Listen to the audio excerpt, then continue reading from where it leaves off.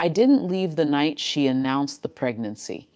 That would make the story easier. The night she said, smiling into her sparkling cider, "Number 5. Everyone clapped the way people clap when they don't know what else to do." My mother cried. My brother-in-law laughed like this was an accomplishment. I calculated 5 children. The oldest was 9. The youngest had just turned 2. I knew their schedules better than their parents did. I knew which one panicked in the dark, which one lied convincingly, which one still needed their crusts cut off. My sister looked at me across the table, not asking, assigning. "You'll help, right?" She said lightly, like she was asking me to pass the salt. I didn't answer right away. I felt something unfamiliar. Not anger, not jealousy, exhaustion that had finally grown teeth. I raised her first baby when I was 17. Prom instead of diapers. No. Diapers instead of prom. I missed shifts at my first job because daycare called me, not her. Teachers assumed I was a teen mother. I corrected them for years. Family helps family. That was the rule. But rules change when they only apply to one person. That night I went home, technically her guest room, though I paid rent, and lay awake staring at the ceiling. I imagined 5 more years.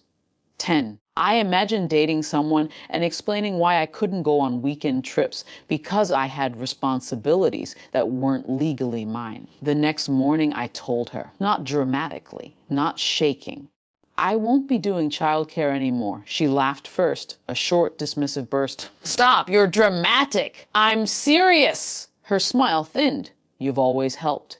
"I was a kid," I said. "Now I'm not." She switched strategies the way she always did. Hurt. "So you're just abandoning them." The word hit because it was designed to. But something in me had hardened enough to withstand it. "I didn't make them." Silence followed. Not explosive. Cold. For 2 weeks, she acted like I hadn't spoken. She still texted me school pickup times, still left grocery lists on the counter. I didn't argue. I simply didn't comply. Instead, I found an apartment, small, plain, mine. I didn't announce my move. I packed gradually, 1 box at a time. When the lease started, I left my key on the kitchen table with a short notie. "I love the kids. I am not their parent." That was all. I expected yelling. I expected long voicemails. I did not expect the police. They knocked on my apartment door 2 evenings later. 2 officers. Neutral expressions. "Are you aware there's a report stating you've abandoned dependent minors in your care?" The phrasing stunned me. It was so official, so clean, as if years of unpaid babysitting had transformed into legal obligation overnight. "I'm their aunt," I said carefully.